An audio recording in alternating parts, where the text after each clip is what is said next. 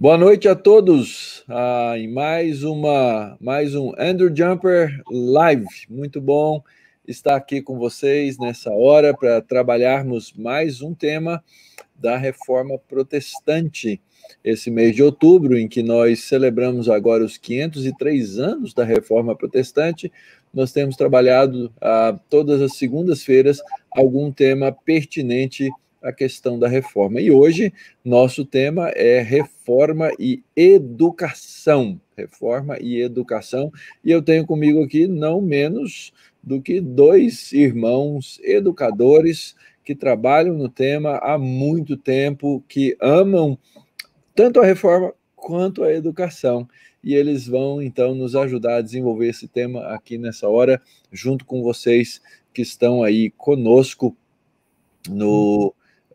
nos canais, nos diferentes canais, tanto do YouTube quanto do Facebook. Se você tiver perguntas e quiser colocar aí alguma pergunta ao longo do caminho, por favor, coloque aqui e a gente, se tiver oportunidade, vai responder. E antes mesmo de encaminhar tudo isso, você pode, por favor, se inscrever aí no nosso canal, né?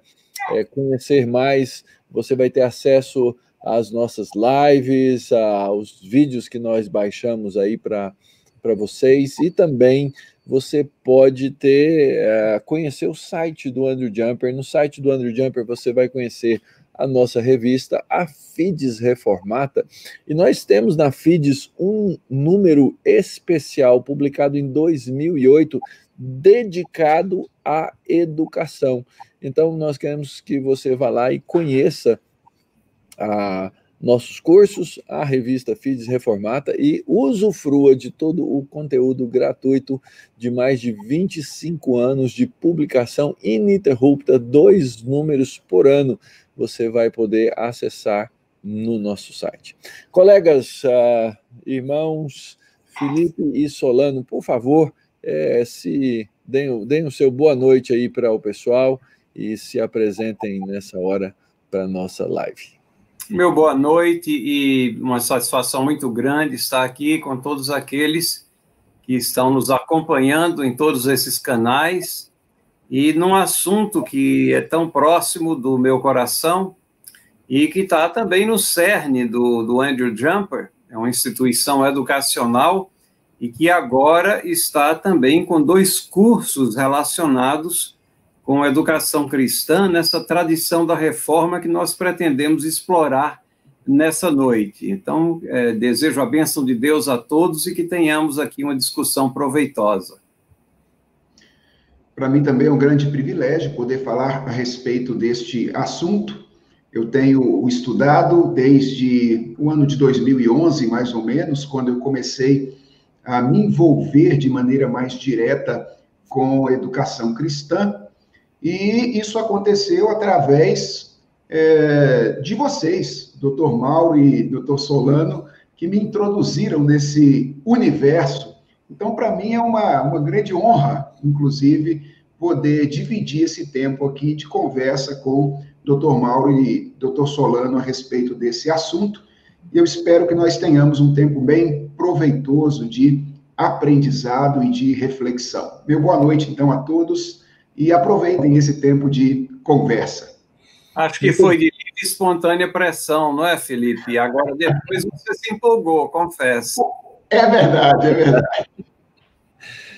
O senhor tem caminhos interessantes para nos fazer aprender sobre educação, né? A minha apreciação pela educação cristã escolar, ela veio em situação bem complexa da vida.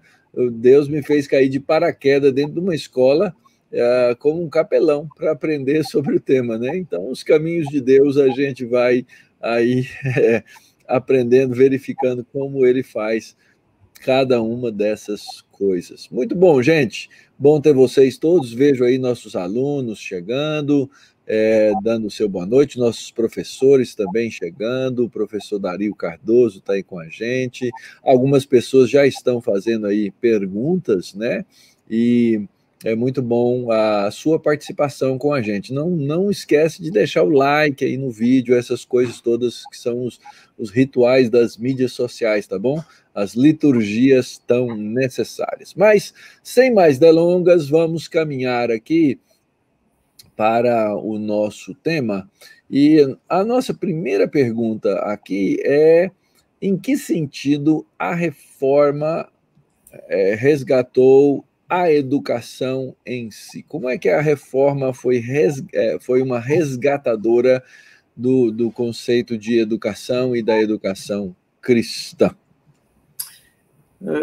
Doutor Mauro, eu acho que antes de a gente ter o foco na reforma, nós temos que nos lembrar que a educação está no cerne, né, da missão da igreja. Quando nós nos lembramos da grande comissão, que Jesus Cristo fala aos seus discípulos, e ali estamos todos nós representados, bem como a igreja institucionalizada, ele diz que nós temos que ir e pregar o evangelho a toda criatura e levar a mensagem, ensinando-os.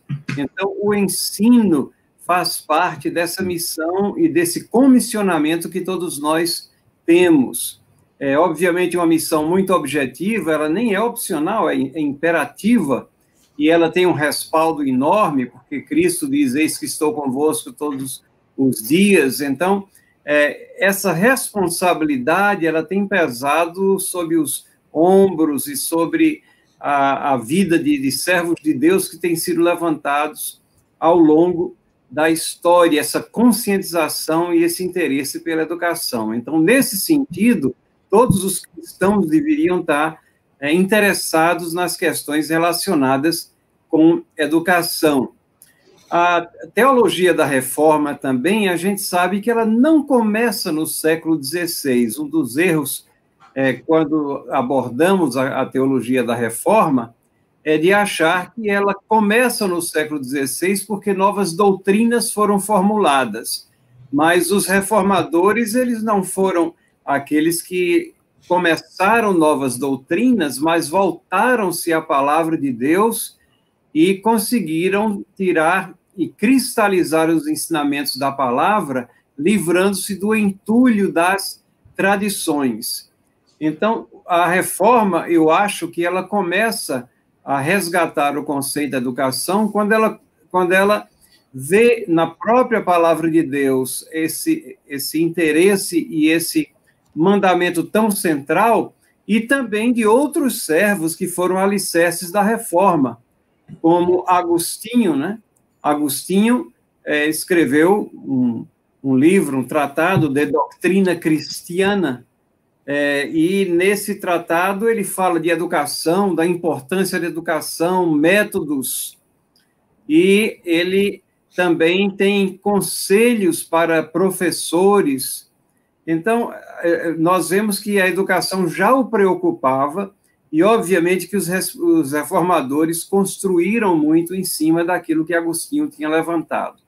Mas se nós fôssemos extrair um ponto principal na questão da educação, eu diria que o fato de Lutero, no momento em que ele foi ali levado pelo Espírito Santo, e eu considero a reforma um movimento de reavivamento espiritual, e ele vê a necessidade do povo estar lendo as Escrituras na sua própria língua, e então ele se envolve com a tradução da palavra de Deus, que estava ali aprisionada numa língua morta, bem como as prédicas, e ele traz tudo isso para a língua falada. Ele vê também a necessidade de educar as pessoas, e educá-las no seu sentido mais amplo.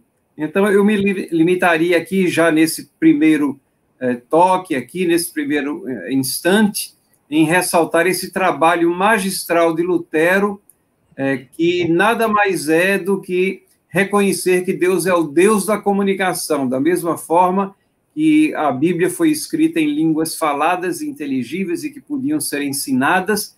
Ele agora se preocupa em tornar a Bíblia disponível a todos para que pudesse haver educação em cima da palavra de Deus, ou sobre a palavra de Deus. Eu gostaria apenas de acrescentar algo aí ao que o Dr. Solano acabou de dizer. Eu costumo definir a reforma como um movimento de natureza religiosa. E quando eu falo isso, eu gosto sempre de diferenciar religiosa de eclesiástica, porque religioso é um termo mais amplo do que eclesiástico. E quando eu digo que a reforma foi um movimento de natureza religiosa, minha grande ênfase é mostrar que a reforma mexeu com questões muito centrais da existência humana como um todo. Por exemplo, quando a gente pensa nas doutrinas centrais que os historiadores apontam ser as doutrinas centrais da reforma, no caso de Lutero isso é muito claro, né, que é a doutrina da justificação pela fé. A gente percebe que o que estava em jogo por ocasião da reforma era a relação do homem com Deus, ou seja, como é que nós podemos nos relacionar com Deus. E eu digo isso apenas para dizer que isso não pode ser mexido sem afetar a vida humana como um todo. Então, a razão pela qual a reforma foi um movimento cujos efeitos se expandiram para a vida como um todo, é que ela estava mexendo com questões muito centrais, não é? Muito radicais. E essa é a razão pela qual a reforma necessariamente teve impacto para a educação. Então, ela não é um movimento estritamente pedagógico, mas porque ela estava mexendo com coisas que estão no centro da existência humana, que é a relação com Deus, ela afeta a educação de maneira muito significativa. E Dr. Solano apontou aí doutrinas sendo redescobertas e, de alguma forma, ganhando uma articulação específica no período da reforma. Algumas doutrinas que serão muito importantes para a educação, elas são, de alguma forma, articuladas aqui, não é? Por exemplo, a doutrina da soberania de Deus, que vai fazer com que a educação ganhe uma abrangência, uma amplitude maior depois da reforma, não é? Antes eram mais os clérigos que estudavam, mas agora a ideia de que Deus é soberano sobre a realidade como um todo inclui novas pessoas, novos conteúdos, novas profissões no esforço pedagógico. A própria doutrina da imagem de Deus, né, da Imago Dei, e a ideia de que todas as pessoas têm condições de aprender, de se desenvolver. Então, eu costumo dizer que o grande efeito mais prático da reforma em termos de educação foi uma espécie de expansão, tanto no que diz respeito ao conteúdo da educação, quanto no que diz respeito aos beneficiados pela educação. Então, a reforma vem para expandir a nossa noção do que é educar, tendo Deus como ponto de referência. Reverendo Felipe, acho que a gente poderia até classificar a reforma como sendo um movimento religioso, né, e mais com consequências sociológicas e econômicas, exatamente em função desses fatores que você colocou. A vida, ela deixa de ser compartimentalizada entre enlevo espiritual e a vida aqui no dia a dia, mas ela passa a ser considerada como um todo, né? E as consequências são as mais abrangentes possíveis, e isso é visto em todos os países nos quais a reforma teve um ímpeto, um impulso maior, né? Exatamente, concordo plenamente. Bom, se eu posso acrescentar aqui ainda uma questão doutrinária, né, que foi fundamental na Reforma Protestante, que nos impulsiona na questão da educação, é o Sola Escritura, né? Um dos textos fundamentais que nós temos de Paulo, em 2 Timóteo capítulo 3, versículo 16, toda a Escritura é inspirada por Deus e útil para o ensino. E o que acontece muitas vezes é que a gente tem uma visão muito reducionista desse texto, como se o apóstolo Paulo estivesse falando, ela é útil para o ensino religioso, ela é útil para o ensino puramente eclesiástico ou no âmbito da vida religiosa, quando, na verdade, eu acredito que tanto essa expressão, útil para o ensino, né, para correção, repreensão e educação na justiça, isso é educação como um todo, é educar uma pessoa completa, inteira. Então, esse é um ponto. E o outro ponto é o alvo, né? Eu costumava dizer em palestras para professores, né, se eu tivesse uma escola, eu teria alguns lemas, mas um dos lemas fundamentais, como objetivo da educação, é 2 Timóteo 3,17, a fim de que o homem de Deus seja perfeito e perfeitamente habilitado para toda boa obra. E toda boa obra significa excelência em qualquer área do conhecimento, qualquer coisa que eu for fazer. Eu devo desenvolver a excelência para que isso glorifique o nome de Deus, seja visto, considerado e tido exatamente como uma boa obra.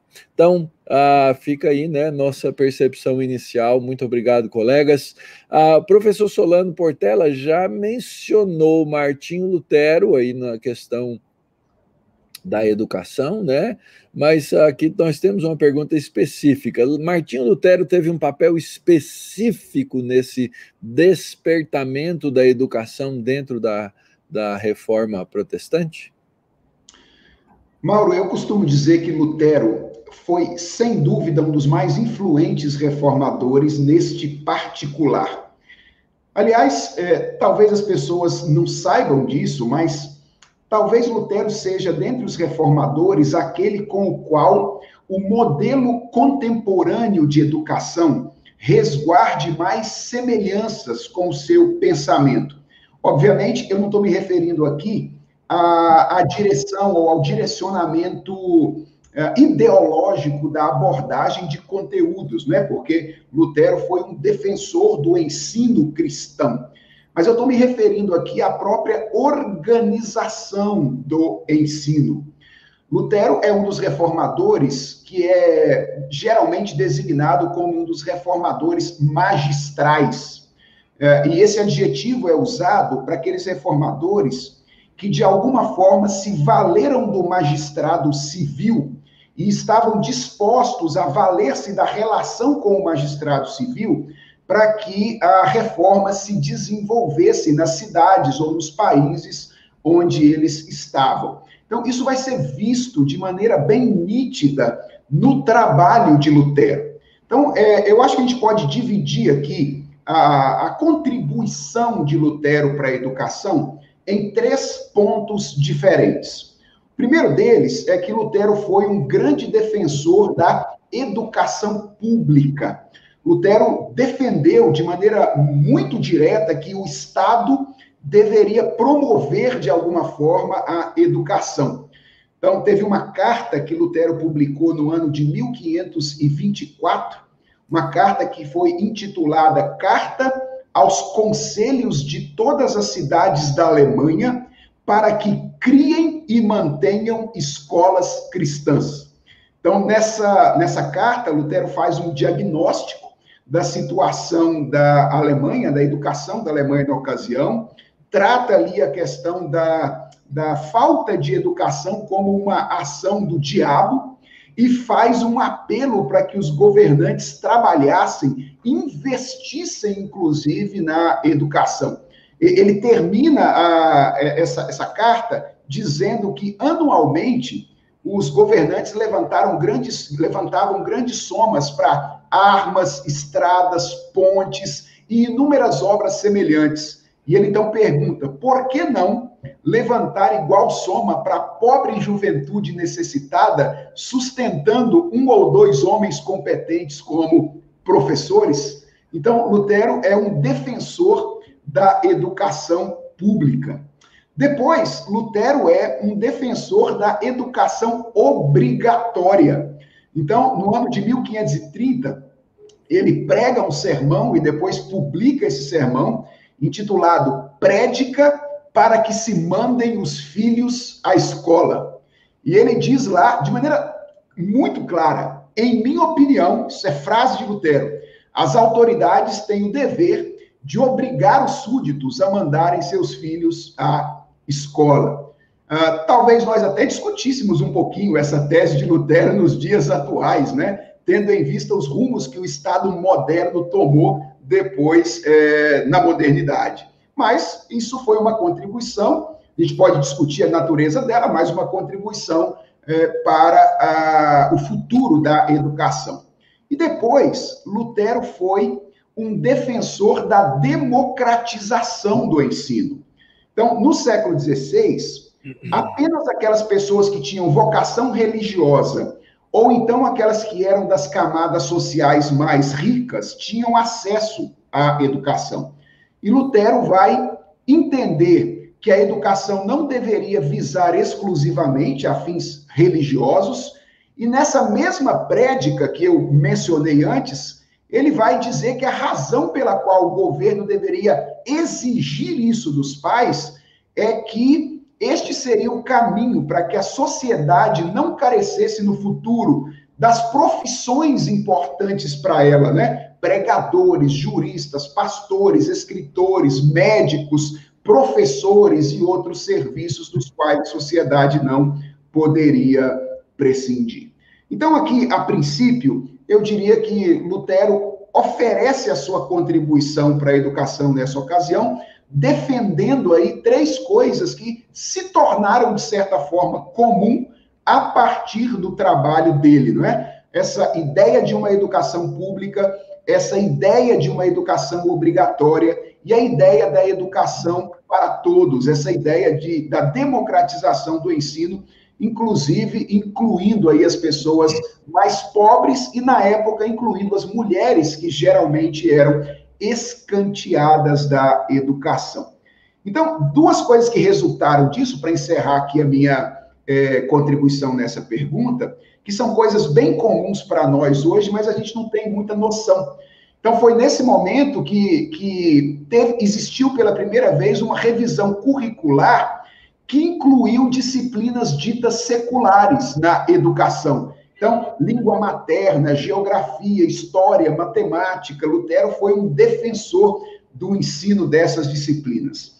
E uma outra coisa que depois acabou se tornando mais comum foi a inclusão de mulheres como mestras, como professoras. Lutero defendeu, como ele tinha defendido que a educação atingisse também as meninas, ele defendeu que mulheres pudessem se tornar mestras das meninas nesta ocasião. Então, está aí um pouquinho da contribuição de Lutero no que diz respeito à educação.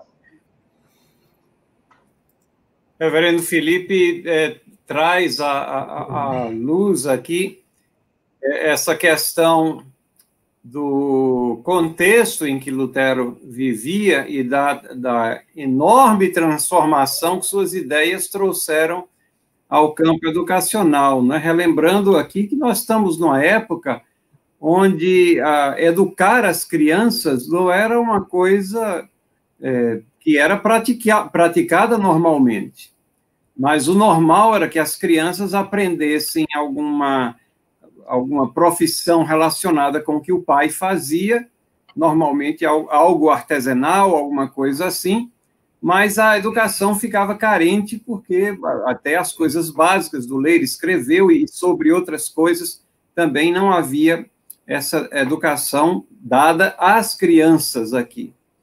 Mas ele trouxe também à lembrança esses documentos. E nessa carta que foi mencionada aos conselhos de todas as cidades da Alemanha, para que criem e mantenham escolas cristãs, é interessantíssimo nós verificarmos. Eu queria citar aqui um outro trecho, que ele diz assim: em minha opinião, nenhum pecado exterior pesa tanto sobre o mundo perante Deus, e nenhum merece maior castigo do que justamente o pecado que cometemos contra as crianças quando não as educamos, colocando a responsabilidade aqui em cima dos pais e também em cima de todos aqueles que poderiam fazer alguma coisa sobre educação. Mas ele continua: para ensinar e educar bem as crianças, precisa-se de gente especializada. Nós vemos em Lutero essa dimensão também, a valorização do professor. Precisa-se de gente especializada, dada a complexidade do que significa uma educação em toda a sua amplitude. Então, o Daniel Souza, né, colocou aí uma questão, né, de que maneira a compreensão da doutrina do sacerdócio universal contribuiu para moldar a educação no período da Reforma. Eu vou colocar aí, ou emendar, né, nas respostas dos colegas aí para o Daniel, que é exatamente isso que o professor Solano falou agora, a ideia de alguém especializado, alguém que ensine com propriedade, sendo alguém que exerce um sacerdócio. E aí, então, entra a doutrina do sacerdócio universal, no qual cada um que tem a vocação, que tem o chamado dentro de uma determinada área, serve, obviamente, à igreja, ao corpo, mas serve à sociedade, serve ao próximo, serve na educação. E é interessante, né? Porque a profissão educação é uma das mais reconhecidas como vocação, né? Como vocação.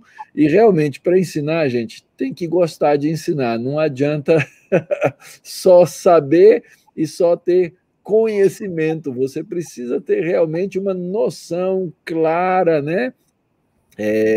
A respeito da vocação de Deus para o serviço no reino de Deus. Como é bom poder lembrar, né? Os irmãos estão falando aqui, eu estou lembrando de tanta coisa, tanto esses textos de Lutero e tantas bênçãos que nós temos da Reforma Protestante para a educação.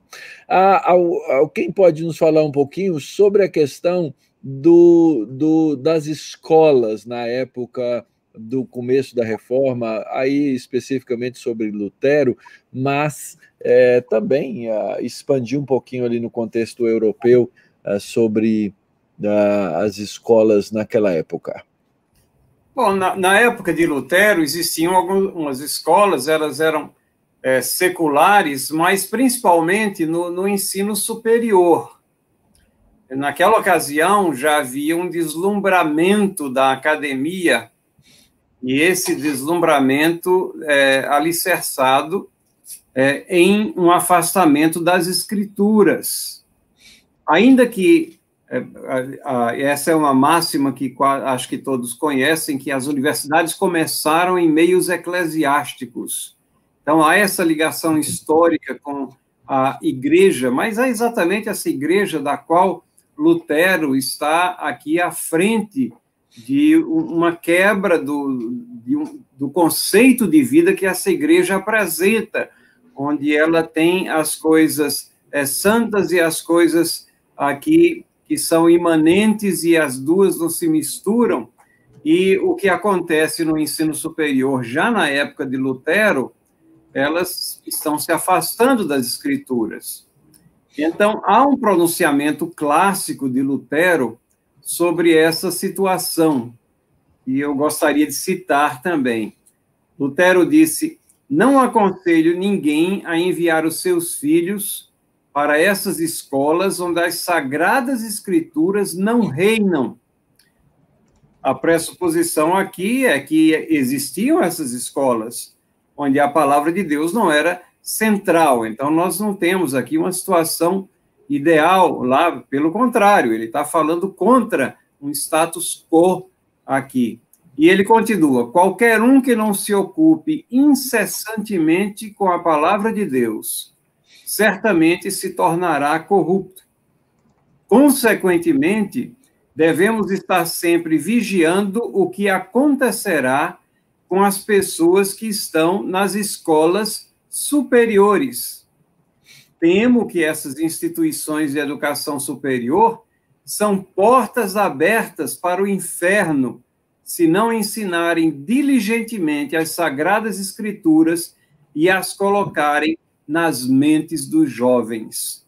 Lutero não media palavras, né? E certamente muito do que ele coloca aqui, nós sabemos na prática que isso acontece com uma frequência assustadora, e jovens que saem das nossas igrejas sem base, sem, às vezes, uma conversão real e sem raízes profundas, eles se desviam exatamente quando adentram as instituições de ensino superior. É lógico que toda a educação básica, desde a pré-escola até o ensino médio, é importantíssima na formação das crianças e dos adolescentes, jovens e adolescentes, mas o eixo tem que ser sempre essa conscientização da existência de Deus e que Deus permeia todas as áreas de conhecimento. Isso deve estar presente na educação básica, deve estar presente, sim, idealmente, na educação superior. Ainda há muito campo que nós temos que caminhar nessa área, mas havia um campo imenso também para Lutero caminhar nessa área, e ele não descansou, não desanimou, ele constata a realidade, faz os pronunciamentos e alerta ali os pais e os fiéis sobre esses perigos aqui que existiam. Apenas a título de curiosidade, Mauro, da perspectiva formal, o doutor Solano já adiantou isso, a gente não tinha algo muito semelhante àquilo que a gente chama de educação básica hoje, né? O ensino das crianças na alfabetização, o ensino básico de matemática, isso, de certa forma, será um resultado da reforma protestante.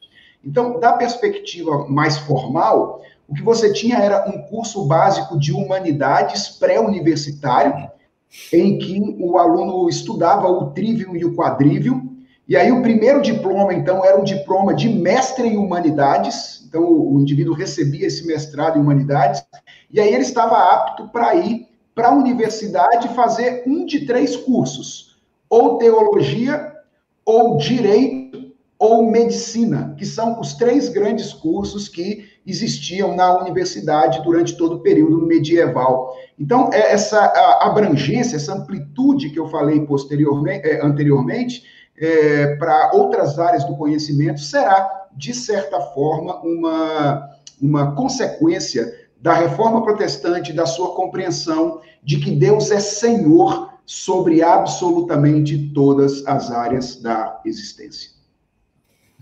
Muito bem, temos aí nosso professor Heber Júnior aí fazendo elogios aos colegas, hein? Ele é até suspeito para isso, mas obrigado, professor Heber, por estar presente aí na nossa live. O professor Dario também passou por aqui agora há pouco. É muito bom ter os colegas aí com a gente. Então, aproveito a deixa aí, o momento, para responder uma pergunta que apareceu agorinha aqui no nosso chat. Alguém perguntou, tem cursos do Andrew Jumper que eu posso fazer totalmente online? E eis aí a resposta, sim. Nós temos 4 linhas de pesquisa, 4 áreas que você pode estudar totalmente online no Andrew Jumper. Área de teologia sistemática, teologia aplicada, teologia bíblica e missiologia. Então, essas 4 áreas, a única coisa que você precisa ter para poder estudar conosco é um curso superior completo, em qualquer área do conhecimento, não precisa ser teologia. Pode ser, mas não precisa ter teologia. Se você tem um curso completo, superior, acesse aí cpaj.mackenzie.br, daí /EAD, e você vai conhecer como funcionam esses nossos cursos e como você pode estudar ou com o Felipe ou com Solano, a professor Heber, professor Dario, que também está aí, ou com alguns dos vários professores aqui da nossa escola do Centro Presbiteriano de Pós-Graduação Andrew Jumper. Vai lá e conheça, vai ser uma alegria ter você na nossa sala de aula. Tem gente aqui no nosso chat que é aluno nosso de EAD, né? E a gente tem muita alegria de receber vocês todos por aqui, tá bom?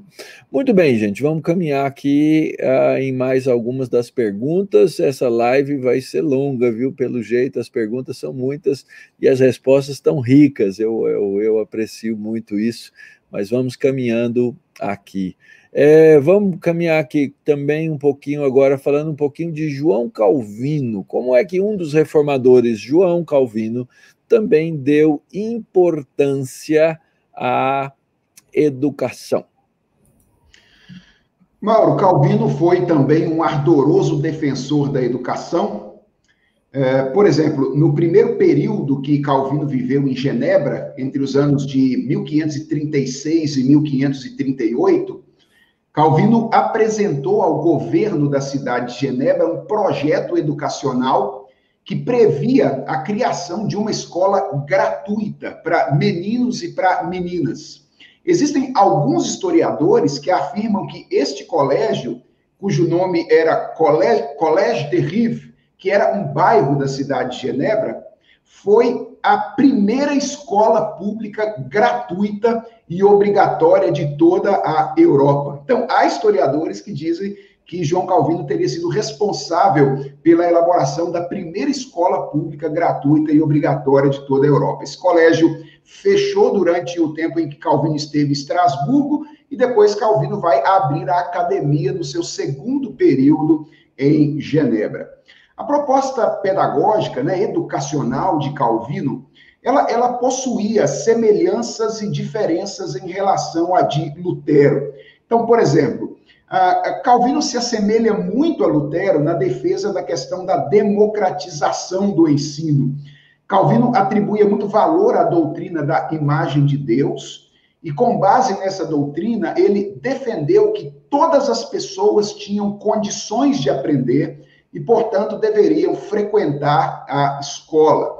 Ele também se assemelhou a Lutero na defesa da expansão do conteúdo da educação, daquela inclusão das disciplinas que a gente costuma chamar de seculares no currículo escolar. Então, na academia, que foi essa escola que Calvino fundou por ocasião do seu segundo período lá em Genebra, a academia foi fundada em 1559, os alunos estudavam, por exemplo, gramática grega, gramática latina, literatura grega, retórica, dialética, várias disciplinas que eram ensinadas aos alunos nessa ocasião.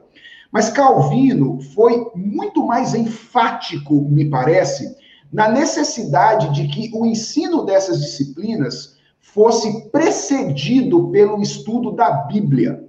E a razão para isso era basicamente dupla. Primeiro, Calvino tinha na sua teologia, de maneira muito arraigada, a ideia de que o conhecimento de Deus é o ponto de referência para o conhecimento de qualquer coisa.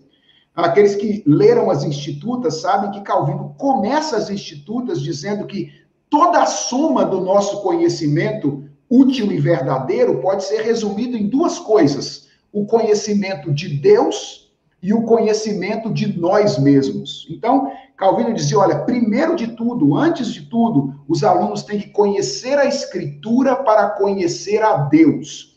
E a segunda razão é que, ao mesmo tempo em que ele afirmava a verdade de que o homem é imagem de Deus, ele também afirmava, isso é muito forte na teologia de Calvino, que no atual estado esse homem é totalmente depravado, ele é imagem distorcida. E então a restauração dessa imagem de Deus era extremamente necessária, era essencial para que a educação e os seus propósitos tivessem êxito. Então Calvino defendia de maneira mais veemente uma espécie de regência do conhecimento teológico sobre os demais conhecimentos. E Calvino se distanciou um pouquinho de Lutero no entendimento a respeito da instituição supervisora da educação. Então, enquanto Lutero atribuía essa responsabilidade de maneira muito direta ao Estado, Calvino atribuiu mais essa função à igreja. Veja, ele tinha consciência de que a educação era uma tarefa multiagencial, Então, ele falava do papel da família, ele considerava o papel do Estado, mas para Calvino, a igreja, por causa da palavra, por ser a instituição da palavra, era aquela que tinha condições de supervisionar, de certa forma, a educação. Então, aqui nós temos um panorama, eu creio, da visão e da contribuição de Calvino para essa questão da educação. Creio que o doutor Solano pode acrescentar outras questões. Bom, o reverendo Felipe, ele já colocou assim os pontos principais aqui de ação de Calvino, que foi exatamente a fundação da Academia de Genebra, em 1536. Eu só queria ressaltar esse ponto, que as crianças pobres teriam ensino gratuito. Então, esse aspecto social também da obra de Calvino e das ações de Calvino naquela cidade nunca podem ser esquecidos. É uma extensão do ministério cristão. E também da fundação da Academia Teológica, em 1559, aí cuidando da formação de pastores, teólogos para gerações seguintes. Eu queria apenas destacar 2 pontos aqui que já foram mencionados com relação a Lutero. O primeiro, o reverendo Mauro chamou a atenção para a questão da missão, quando falou do professor. O professor, o ensino considerado como uma missão. Mas no trabalho de Calvino, nos escritos de Calvino, que essa questão da missão ela vai encontrar a sua amplitude maior. E ela vai abraçar todas as esferas de conhecimento, todas as profissões, todas elas consideradas como chamado, como vocação.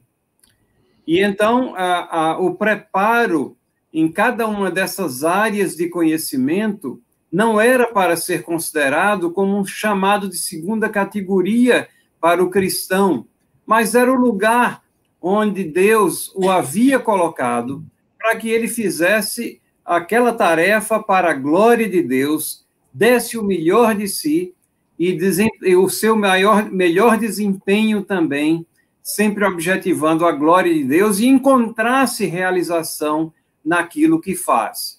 Obviamente que nós estamos falando de todas as áreas e profissões que não são contrárias à lei moral de Deus, mas todas aquelas que contribuem como um todo para a sociedade e para a igreja também. Então, tendo a igreja como mola mestra, como ponto central, e esclarecendo os seus leitores e ouvintes, e também fazendo discípulos nesse sentido, o calvinismo é aquele que vem lançar as estacas do 5º ponto da reforma. Às vezes a gente esquece isso, né? Porque a reforma, nós sempre nos lembramos dela com os 5 solas, começando com o sola escritura, já mencionado pelo reverendo Mauro. Mas o 5º, que é o soli deo gloria, é na obra dos escritos de Calvino que nós vamos compreender a amplitude e também a profundidade desse conceito. Fazer tudo para a glória de Deus. Glorificação a Deus em tudo aquilo que é feito e, obviamente, em tudo aquilo que é compreendido, que é apreendido, que resulta no desenvolvimento do homem, feito à imagem e semelhança de Deus, como o reverendo Felipe nos relembrou aqui na sua resposta. Muito bem. As perguntas estão aqui abundantes entre os nossos assistentes. E uma pergunta aqui, professor Solano, tem gente perguntando, e aí você tem o microfone rapidinho, se nós temos cursos específicos de educação cristã. O senhor é o nosso coordenador, por favor, fale um pouquinho aí sobre isso. Temos 2 cursos específicos em educação cristã. Um deles já foi mencionado. Mencionamos apenas aqueles que são não presenciais, né? O nosso curso de especialização em educação cristã é um curso semipresencial. Obviamente que nesse ano de pandemia, todos os cursos estão de forma não presencial, mas a estrutura desse curso prevê aulas ministradas do próprio Jumper, mesclado com aulas à distância. É um curso de especialização, requer uma formação superior, que não precisa ser em teologia, como já foi colocado pelo reverendo Mauro. O professor Felipe tem papel central nesse curso. Aí ele está em pleno andamento, a primeira turma dele já está no segundo módulo e se preparando para ir para o terceiro módulo daqui a pouco. E temos o mais novo curso, que é um mestrado em liderança com viés de educação escolar cristã. Esse é um curso bilíngue, é um curso desenvolvido em cooperação com o Gordon College, nos Estados Unidos, onde temos professores do Gordon e professores aqui do Andrew Jumper. Nós estamos em meio ao primeiro módulo, que está sendo ministrado à distância. E vislumbramos, se Deus assim o permitir, que o primeiro módulo presencial será em fevereiro, obviamente, se as viagens internacionais já estiverem restabelecidas, porque será também com um professor do Gordon College que virá até São Paulo e ministrará esse curso aqui no Andrew Jumper. Esse curso ele tem a duração de aproximadamente 18 meses e conta também com 2 módulos que serão ministrados em loco lá em Boston, Massachusetts, nos Estados Unidos, e leva ao mestrado em Artes Liderança, que é também um diploma que é concedido pelo Gordon e uma certificação que é concedida pelo nosso Andrew Jumper, Magister Artium, nessa área de educação escolar cristã. Muito bem, gente. E temos vários outros cursos, além dos 2 cursos de educação, nos nossos programas presenciais. Deixando bem claro para você, o programa presencial no Andrew Jumper, você vem aqui a São Paulo 4 vezes, talvez, por ano, passa uma semana de segunda a sexta e faz aqui seus módulos, volta para casa, faz suas tarefas, entrega os seus trabalhos. Então, dentro das especializações, além do EEC, nós temos o RMI, que é nossa especialização em revitalização e multiplicação de igrejas. O processo seletivo desse curso está aberto. Você, quem sabe, pastor, líder de uma igreja local, quer ver a sua igreja aí crescendo, querendo ver sua igreja aí revitalizada, você pode vir estudar conosco. Nós temos também o nosso MDiv e o nosso ESTM, são 2 mestrados.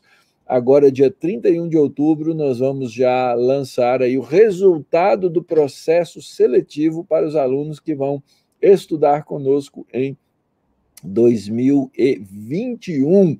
Tivemos aí bem mais de 200 inscritos e estamos aí fazendo as últimas etapas da seleção de alunos.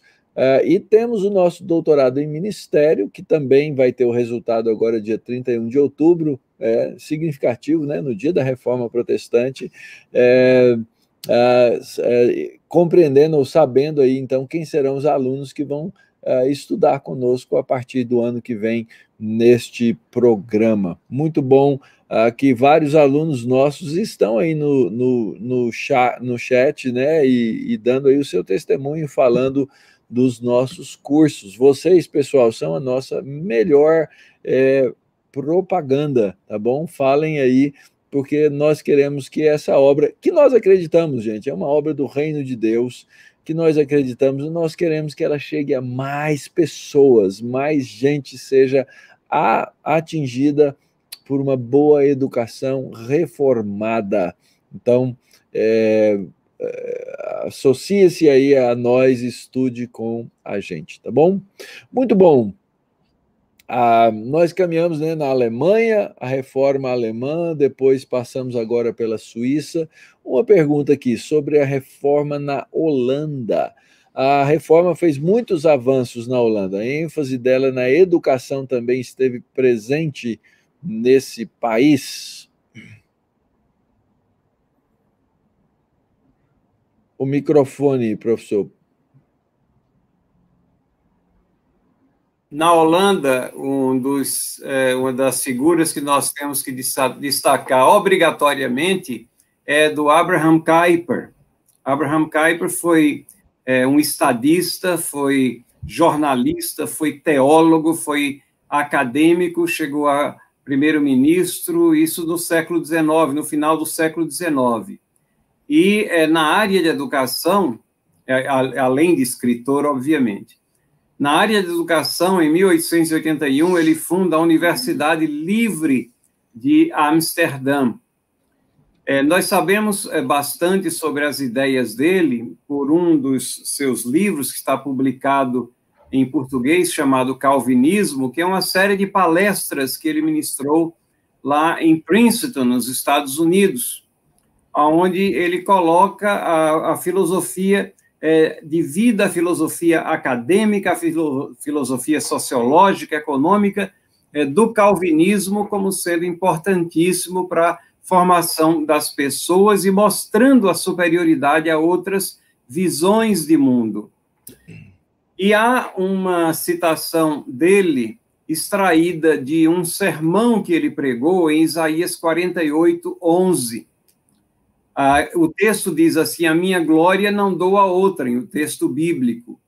E Kuyper expandiu esse pensamento da seguinte forma aqui. Vejam como ele fala especificamente com relação à área da educação. Ele diz: quando nos omitimos na esfera educacional, deixando que sejam proclamadas as filosofias anti-Deus, características do adversário, sem qualquer posicionamento e contestação de nossa parte, enquanto passiva e retraidamente assistimos aos seus avanços em todas as esferas e áreas do conhecimento humano. Estamos fazendo exatamente o que Deus expressa não permitir. Estamos deixando que a sua glória seja dada a outrem, e que a escravidão, a ignorância espiritual e intelectual seja perpetuada. São palavras duríssimas e creio que muito apropriadas, porque, infelizmente, ao longo dos séculos, dos anos, nós vimos que os cristãos começaram a abandonar a ênfase da reforma nessa área. O Kuyper, ele aderia totalmente a uma visão calvinista de vida, ele se alicerçava nos reformadores, e então ele já vê esse perigo aqui de se omitir, de não tomar posicionamento, de ficar retraído passivamente, assistindo os avanços na esfera do conhecimento humano, os avanços do inimigo.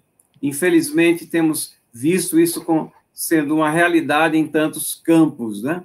E outra figura que no campo holandês, que nós não podemos esquecer, é a do Herman Dooyeweerd, que faleceu em 1977, é um filósofo que bebeu também nos ensinamentos de Kuyper, expandiu suas ideias. Ele tem um volume extremamente técnico e denso, um livro em 4 volumes, uma nova crítica do pensamento teórico, e ele desenvolve nesse tratado aqui o que é conhecido como a teoria das esferas, onde ele mostra que a família tem a sua esfera, a escola tem a sua esfera de atuação de autoridade, o governo tem a sua esfera de atuação e autoridade, todas conjuntamente têm que trabalhar em harmonia, mas, principalmente, todas elas são responsáveis perante Deus para prestar contas dessa autoridade que elas desenvolvem nessas esferas que lhes cabem. E, então, ele também foi um dos que trabalharam ali na Universidade Livre de Amsterdã, e que contribuíram bastante para uma visão educacional que deriva da reforma. Não deixa de ser uma extensão da influência da reforma do século XVI ali naquele país.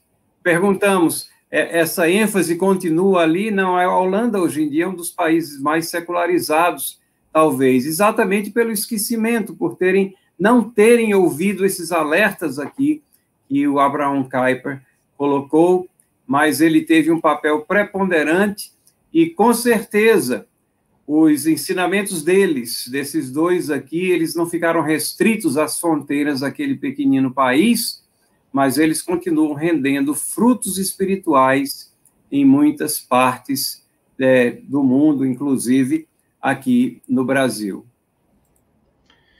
Eu queria apenas acrescentar uma questão aqui, que o doutor Solano falou aí com muita propriedade, que, lamentavelmente, a ênfase teocêntrica da educação na Holanda acabou se perdendo com o tempo, não é?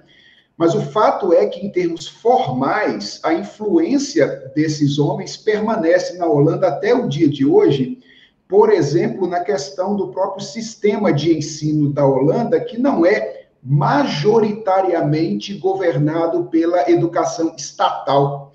Então, embora o Estado participe da educação na Holanda, ainda hoje, ele participa mais financiando escolas que têm diferentes orientações, o que significa que, ao contrário do que acontece no nosso país, os pais têm maior liberdade na Holanda de escolher o tipo de educação que os seus filhos haverão de ter.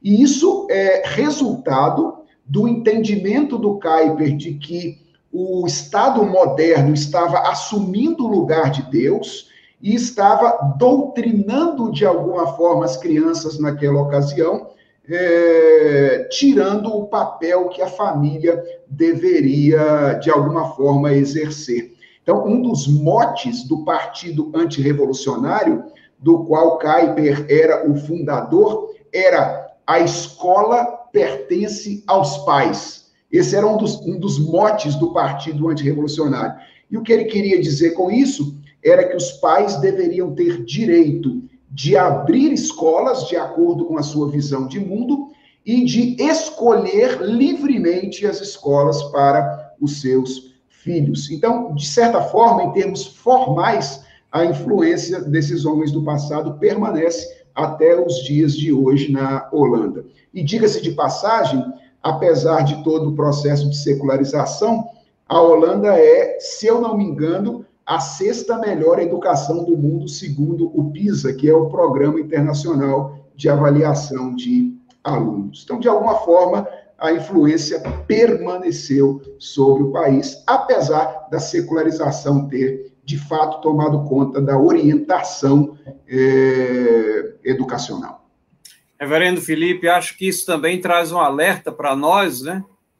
Para que nós nos apropriemos dessa liberdade que nós ainda temos, exatamente de que escolas sejam formadas com uma visão de vida específica, algo que é abrigado pela própria Lei de Diretrizes e Bases, do seu artigo 20, e que nós, cristãos, deveríamos, sem apologia, termos escolas que orientassem e ensinassem de acordo com uma visão específica, filosófica específica,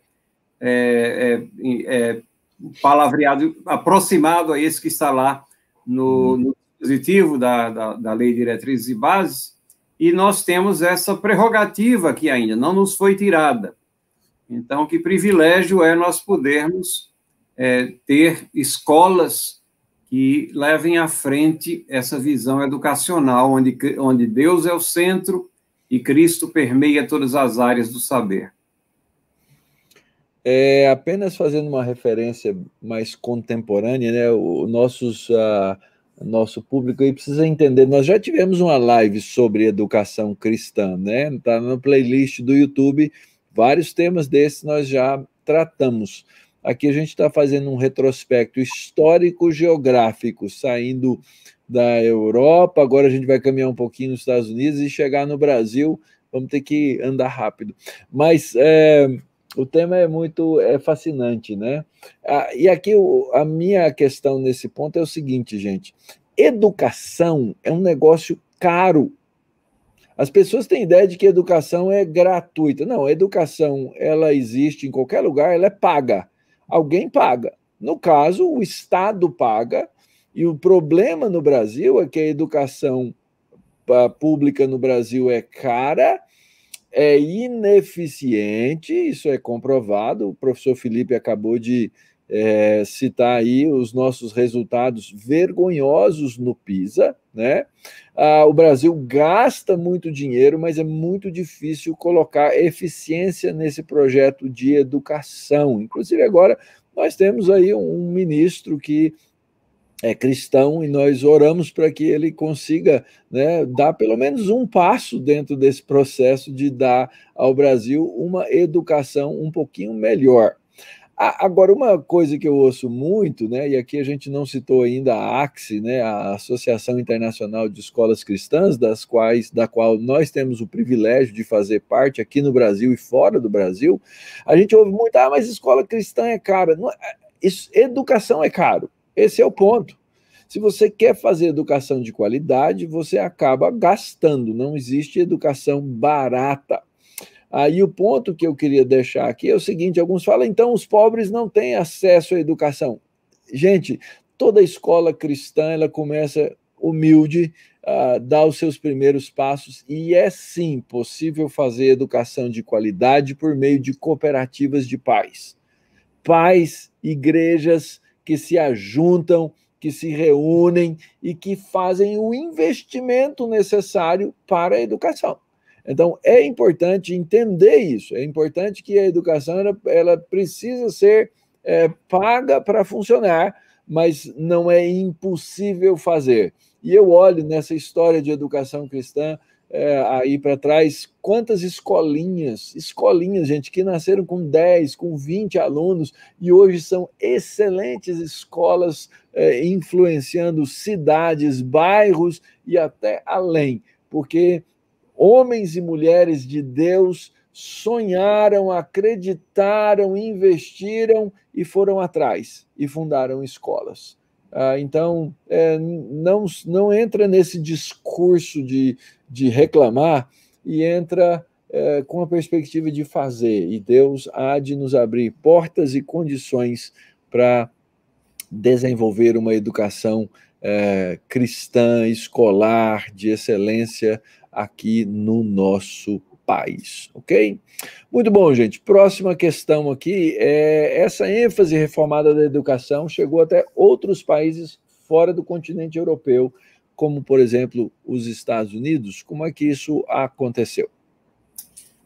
Certamente a reforma chegou aos Estados Unidos rapidamente através dos peregrinos, daqueles que saíram da intolerância religiosa que reinou por um tempo na Inglaterra e criou raízes naquele país, não somente nas igrejas, nas doutrinas pregadas, mas essa visão da educação, que é exatamente o que a gente está fazendo aqui nessa noite, é fazer essa conexão entre reforma e educação.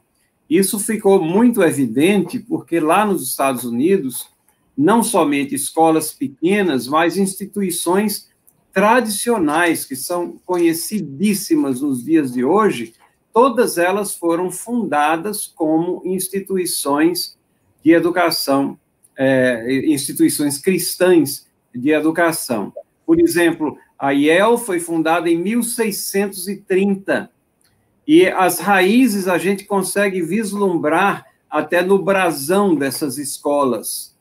A Yale tem, no brasão dela, diz assim, Lux et Veritas, a luz e verdade. E a verdade ali expressa é a verdade, e a luz é a luz da palavra de Deus, é a verdade da palavra de Deus. Harvard, que foi fundada em 1643, o brasão dela diz Veritas, verdade, a busca pela verdade, e a verdade que era central ali na forma de ministrar os conhecimentos. Princeton, fundada em 1746, o brasão dela diz assim, Dei sub numine viget, sob o poder de Deus, ela floresce.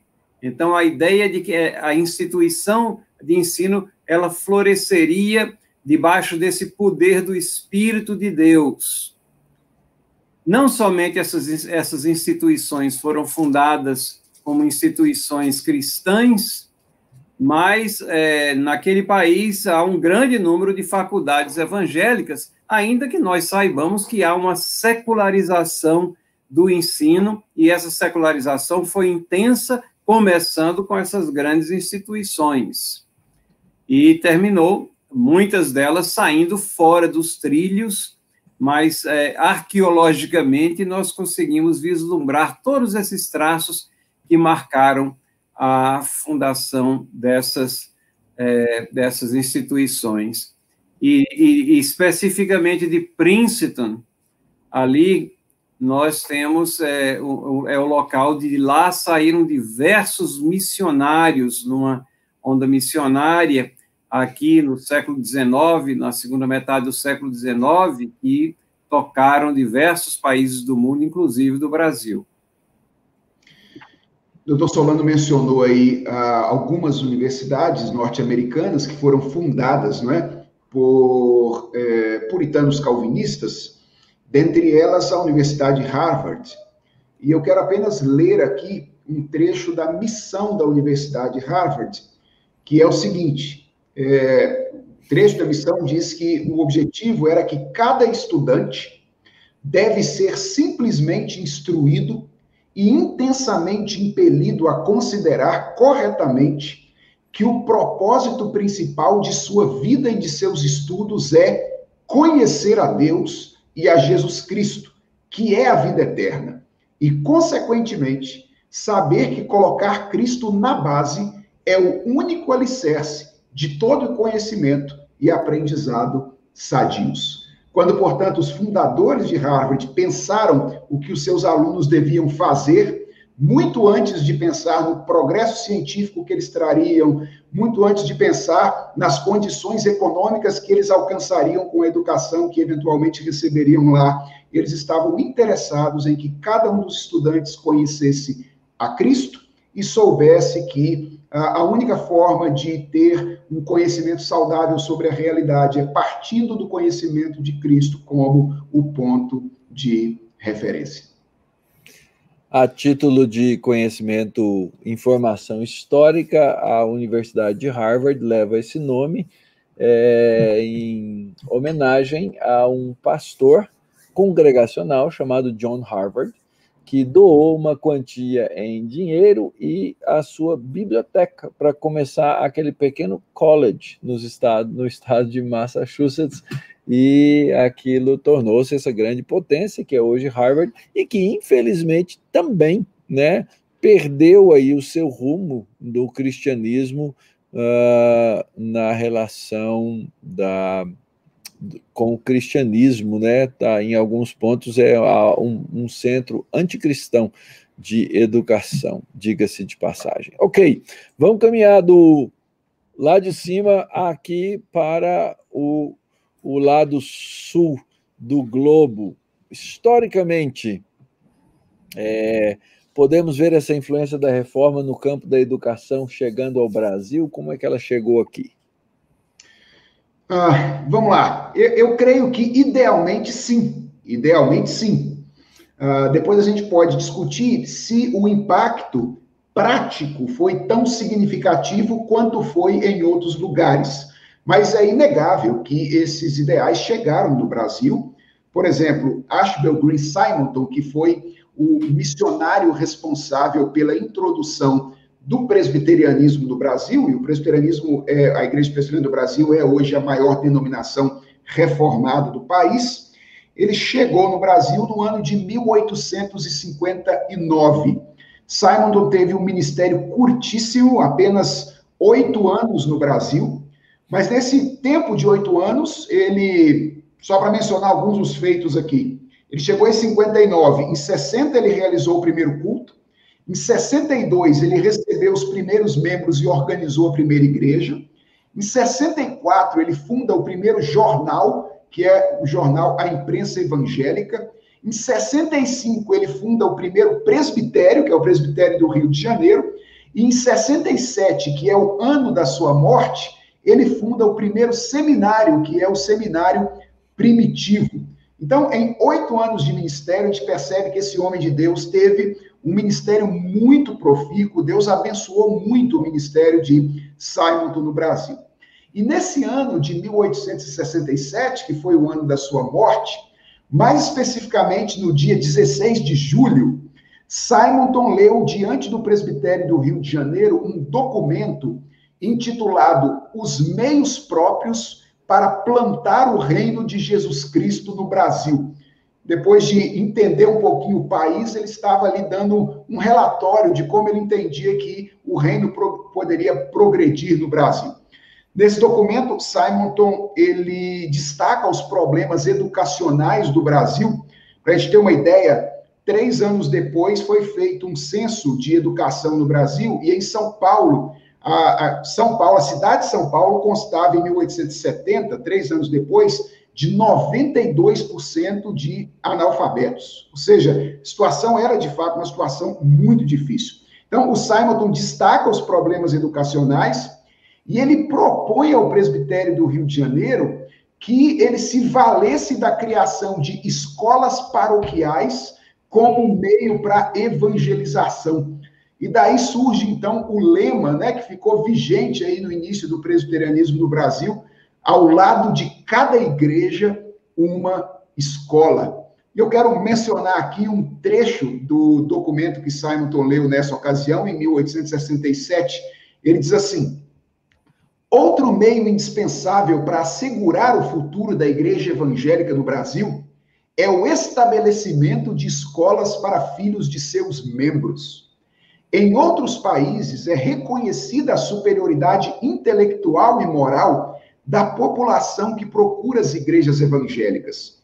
O evangelho dá estímulo a todas as faculdades do homem e o leva a fazer os maiores esforços para avantajar-se nas sendas do progresso. E ele termina dizendo: se assim não suceder entre nós, a culpa será nossa. Se a nova geração não for superior à atual, não teremos preenchido o nosso dever. Então, a gente percebe que no pioneiro presbiteriano no Brasil estava esse desejo de que ao lado de cada igreja plantada existisse uma escola paroquial para educar os filhos dos crentes. O reverendo Felipe faz menção a esse documento, que foi, na realidade, um sermão, né, pregado ali ao presbitério, 4 meses antes do falecimento dele, e sob esse título, Os Meios Necessários e Próprios para Plantar o Reino de Jesus Cristo no Brasil, de 1867, ele dá 5 passos, ou 5 pontos aqui que seriam essenciais. E ele fez referência aqui ao último. Eu gostaria só de fazer referência aos 4 primeiros e terminar com o último. O primeiro era: a vida santa de todo crente será o meio mais eficaz. E isso me surpreende, porque se me perguntasse assim repentinamente, como é que você vai plantar o reino de Cristo no Brasil? E a primeira resposta talvez viesse pregando. Mas Simonton dizia assim, que é a vida santa, e ele diz mais, ele diz, sem esse ponto aqui, todos os demais cairão por terra, eles não terão eficácia. O segundo passo seria a disseminação da palavra de Deus, a Bíblia e partes da Bíblia e literatura evangélica. Então, mostra o interesse de Simonton também pela literatura escrita, pela palavra de Deus, obviamente, sendo distribuída, sendo lida, mas também por literatura que viesse a auxiliar o estudo da palavra de Deus. O terceiro ponto, a transmissão oral pela pregação aos amigos, conhecidos e vizinhos e convite ao culto. E eu acho isso também importante, porque mostra que Simonton está colocando a responsabilidade sobre os ombros de cada cristão, de cada crente. A responsabilidade não era só do pastor de plantar o reino de Deus, mas era de cada crente levar pela pregação aos amigos, conhecidos, vizinhos e, obviamente, o convite ao culto. E, finalmente, o quarto é onde entra a pregação do evangelho. E Simonton adiciona por pessoas adequadamente qualificadas para essa missão, mostrando que ele dava importância à educação também desses ministros que deveriam ser os líderes do povo de Deus nesse país onde ele estava iniciando essa obra missionária tão vasta. E o último ponto é o estabelecimento de escolas, como ele considerava isso importante. Então, é a mesma importância que a reforma da educação. É um conjunto de coisas. A escola está entrelaçada com todos os demais passos da vida cristã e dos atos da vida cristã que irão propagar o reino de Deus. E não é de espantar isso, porque Simonton, o professor dele foi Charles Hodge, que é um dos maiores teólogos reformados. Charles Hodge escreveu livros, comentários bíblicos, livro de teologia sistemática, um livro de 3 volumes, extremamente pertinente. E da classe de Charles Hodge saiu não somente Simonton, mas missionários para o Egito, para a Índia, para diversos países. Quem diz que a teologia da reforma não gosta de missões, não tem nada a ver com missões, não tem a percepção adequada da história, não conhece nem a reforma, nem a história. Esse missionário reformado traz os ventos da reforma e essa visão de educação aqui para o nosso país. Muito bem. E se existe um grupo, gente, que tem condições de se organizar dentro da sociedade para promover educação, esse grupo chama-se igreja. Normalmente, a igreja é onde estão as pessoas que estão em várias áreas do conhecimento, trabalhando nessas áreas em diferentes condições e que podem se reunir, formar associações, associarem-se a outras associações. Eu já mencionei aqui a AXE, né?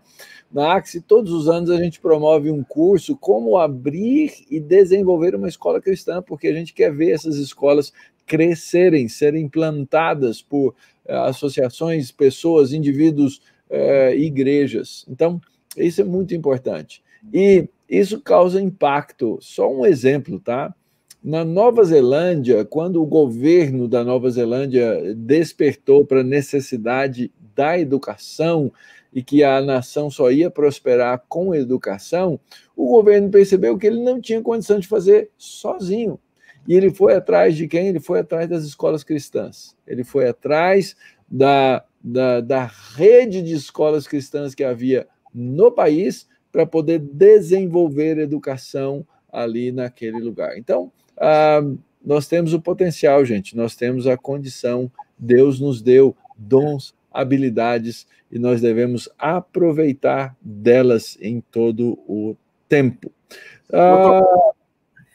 Talvez uma lembrança também, só nessa linha, lembro do depoimento dos irmãos lá da Hungria, onde as escolas evangélicas que foram fechadas pelo regime comunista, depois elas foram todas reabertas e incentivadas a voltar às suas atividades, porque elas cumpriam exatamente aquele papel que faltava, né? Alguma situação bem semelhante, mostrando a importância disso.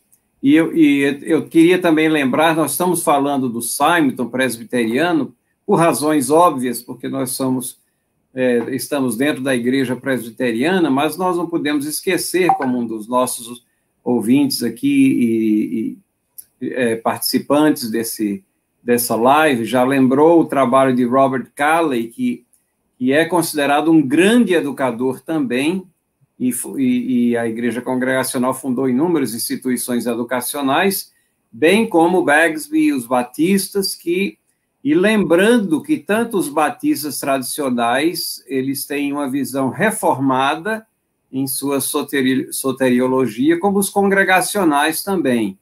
As diferenças no que diz respeito à visão soteriológica, elas são coisas mais recentes, de décadas para cá. Mas, no início, esses missionários aqui, eles tinham uma afinidade muito grande quando a gente fala do aspecto doutrinário do ensino, eles refletiam na sua integralidade os ensinamentos da Reforma.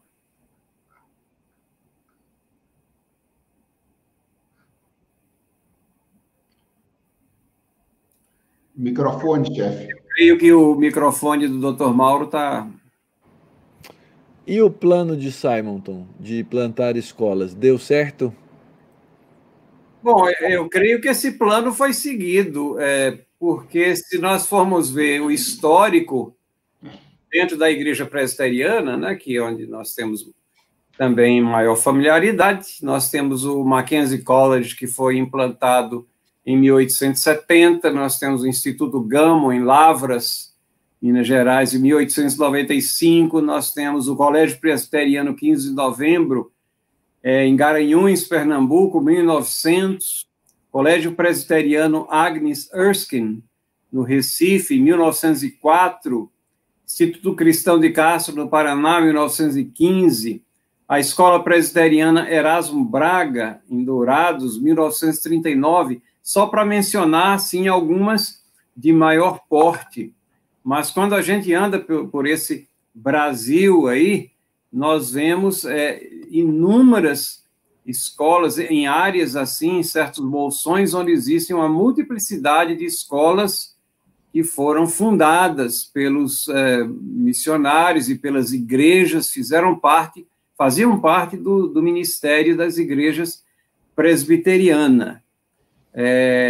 Mas sabemos dos problemas e percalços que acompanharam cada uma dessas instituições ao longo desses anos, talvez até por uma falta de uma visão mais cristalizada do que seja a verdadeira educação escolar cristã. O que é a nossa próxima pergunta aí, né? O que aconteceu com esse movimento, né? Com as escolas evangélicas em geral? Antes de entrar nessa pergunta aí, doutor Mauro, eu quero apenas indicar um artigo do doutor Alderi em uma de nossas revistas, a revista Fides Reformata, volume 12, número 2, de 2007. Doutor Alderi tem um artigo que eu acho muito interessante, intitulado A Atividade Literária dos Presbiterianos no Brasil.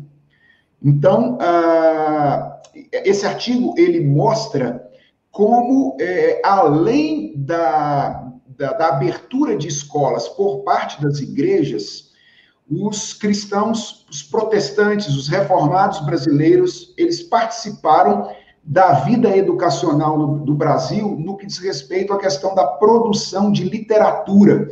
Então, livros didáticos, traduções, muitas outras coisas que foram feitas pelos cristãos ao longo da história. Então, além da abertura de escolas, nós temos aí a participação literária, não é?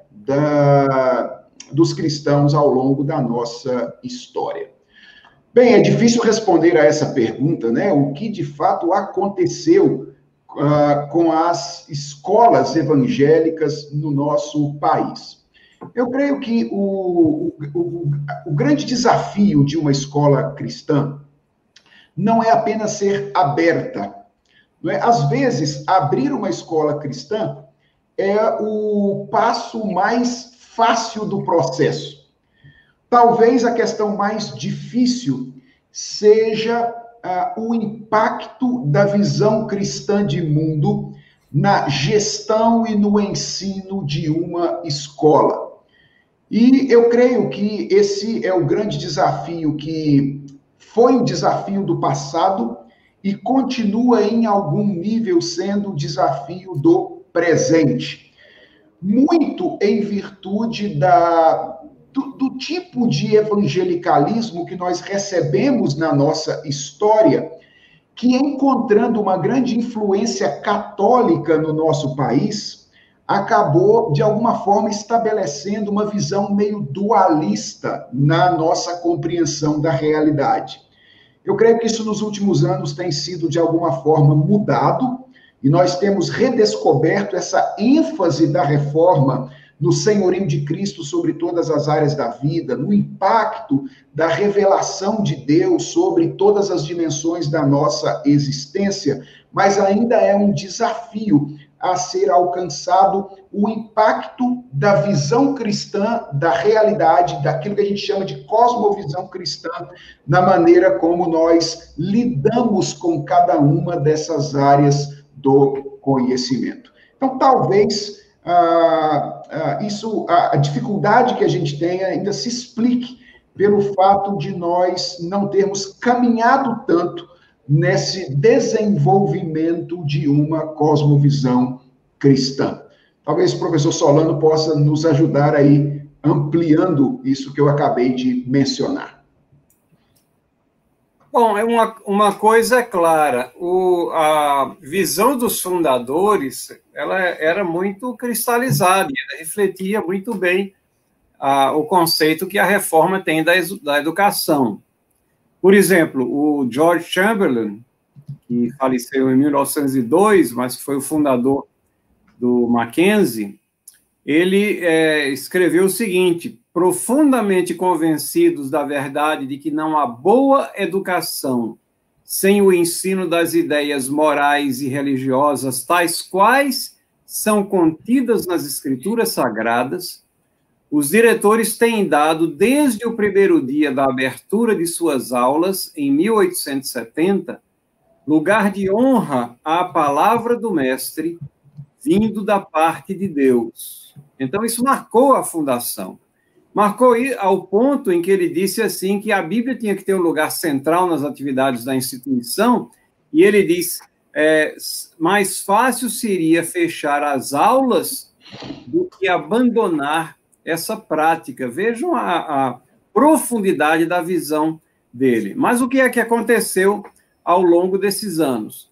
É aquilo que nós já apontamos aqui, que aconteceu em outros países também. Você vai perdendo a percepção de que tem que existir diferenciais. A abordagem é diferente, o ensino tem que ser diferente. Ele não pode ser um ensino igual a das outras escolas. Então, o que nós vimos foi uma cooptação progressiva por um ensino secular numa casca de uma escola cristã, aonde jogou professores cristãos também em terríveis conflitos de consciência e terminou vencendo a secularização. Isso de uma forma, estou falando de uma forma generalizada. Mas quando nós andamos por aí, eu trago como exemplo apenas uma região nossa. Eu estive na região do Tocantins, ali nos arredores de Palmas, nas cidades ali circunvizinhas. Você tem 6 escolas ali. 6 escolas que foram fundadas por missionários, com instalações que eram muito boas para a época em que foram construídas. E você pergunta, quantas delas são escolas verdadeiramente cristãs? Nenhuma. Por quê?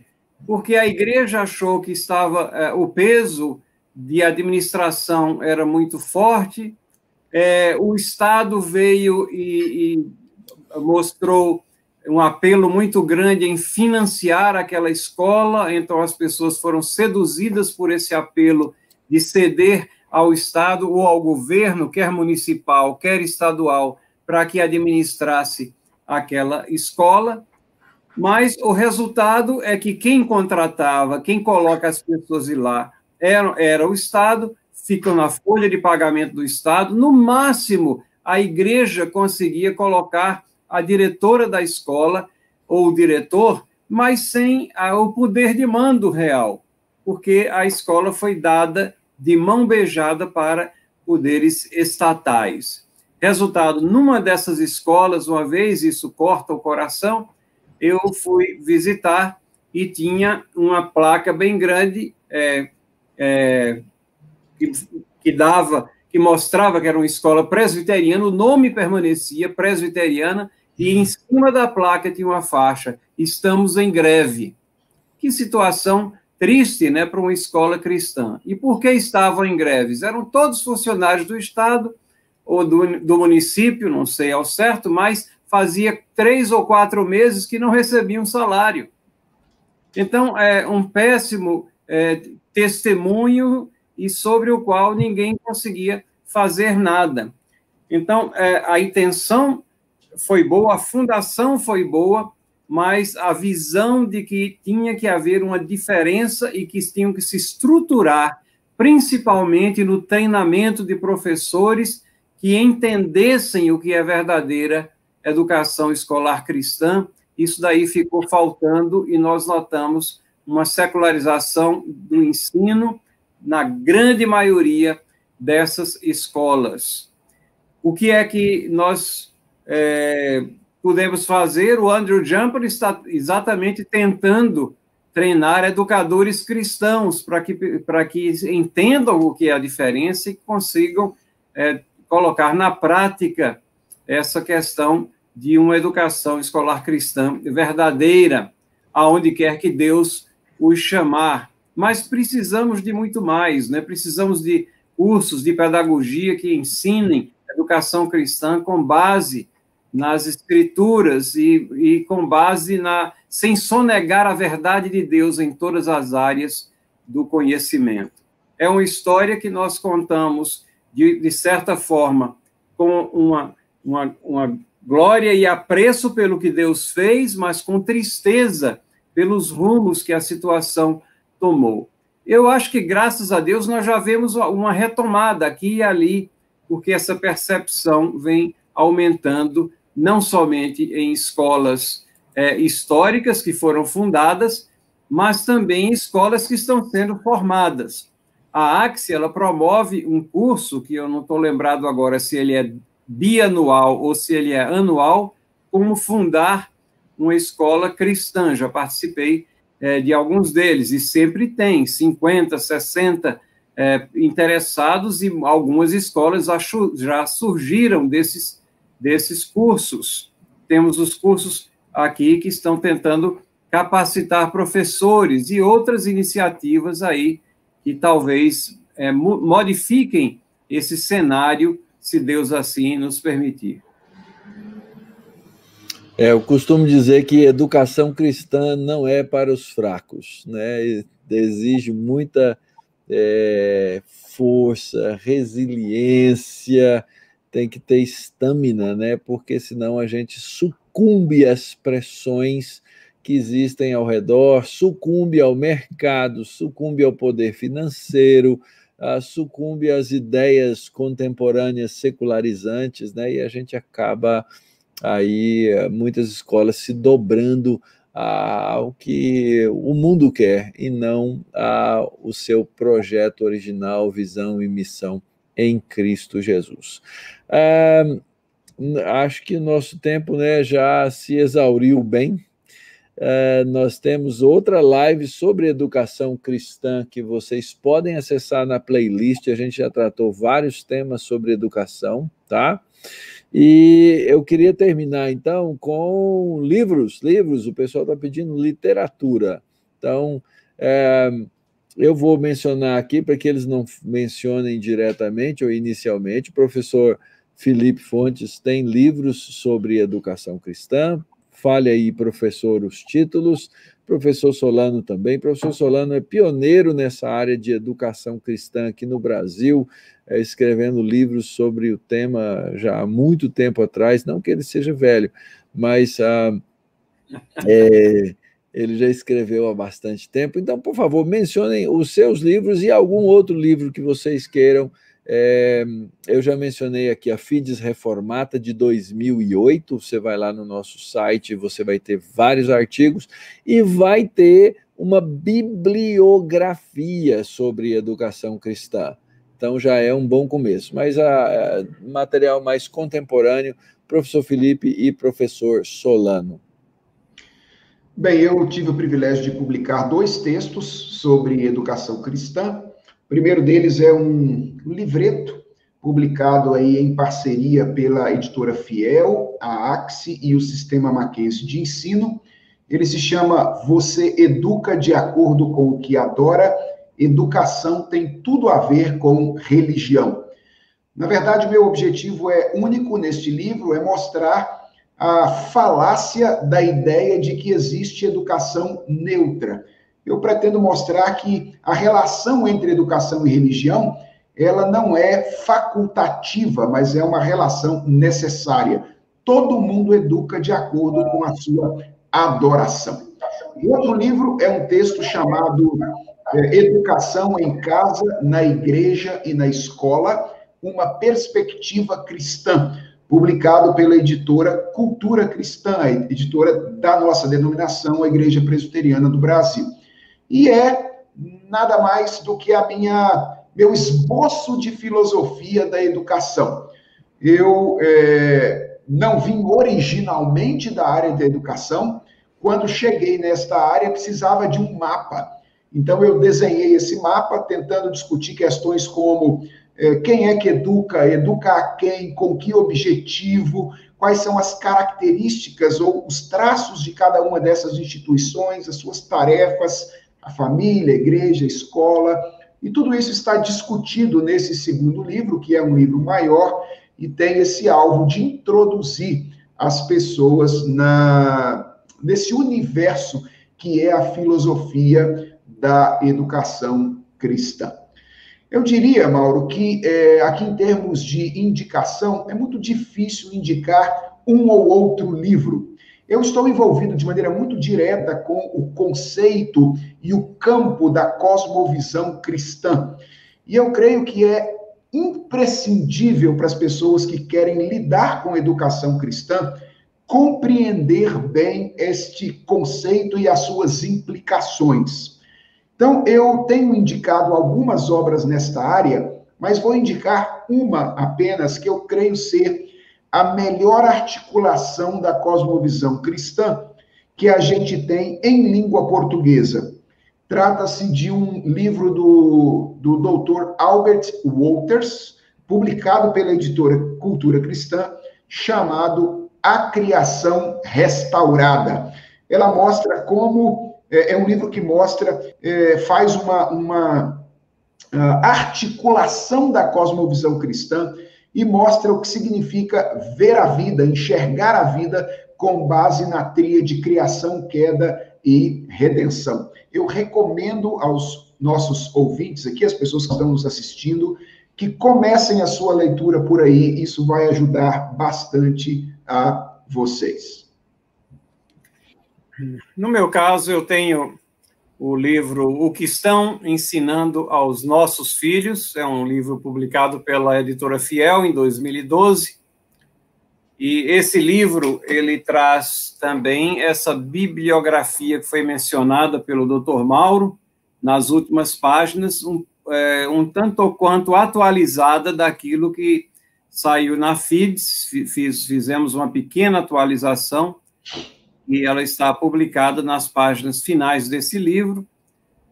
O livro ele é dividido em 3 partes. A primeira parte trata do cenário, e é uma exposição do que é educação brasileira e uma crítica à filosofia dominante, que é o construtivismo.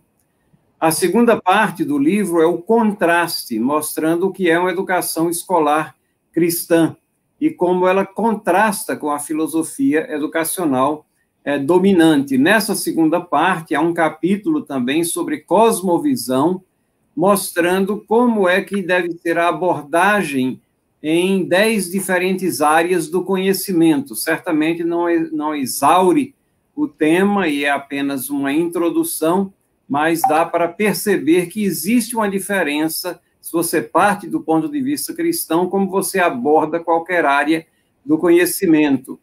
E a terceira parte é uma proposta onde propomos ali uma educação redentiva uma pedagogia redentiva, que é alicerçada em 9 alicerces ali, teológico-filosóficos, que fica como uma proposta seminal para que outros pedagogos também desenvolvam o que está lá colocado para chegar ao ponto de ser uma verdadeira metodologia e também traga alguns aspectos práticos saindo do campo meramente teórico que lá é exposto. Então, o livro tem um escopo limitado, mas ele toca em assuntos muito pertinentes e contemporâneos nessa questão da educação. É um livro não somente para professores ou administradores de escolas, mas para os pais também, e todos deveriam estar interessados nessa questão da educação.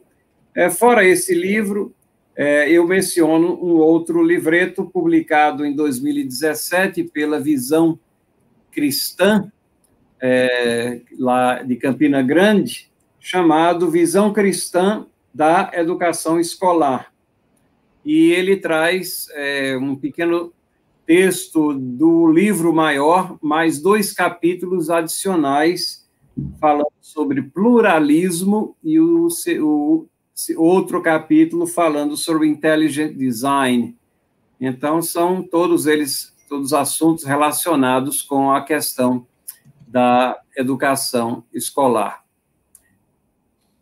Muito bom, eu tentei colocar aí vários links no chat aí, à medida em que vocês falavam, para o pessoal poder acessar aí os livros e a literatura, né?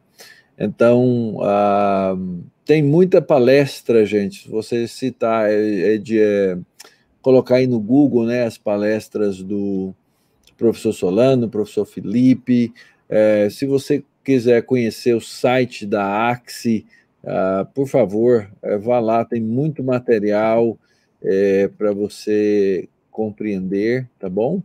Sobre educação cristã, princípios, introduções e etc. Então, esse era o nosso tema dessa noite.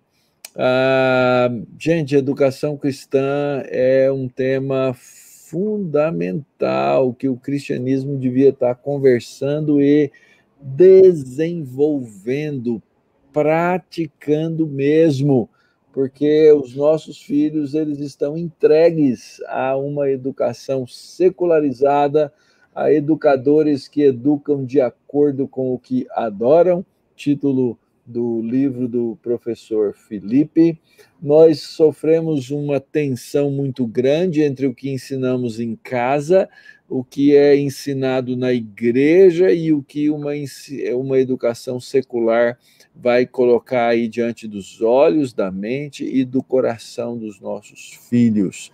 Nós precisamos resgatar a educação cristã no nosso país se queremos ver algum real e verdadeiro progresso da educação e também como um braço da evangelização aqui no nosso país.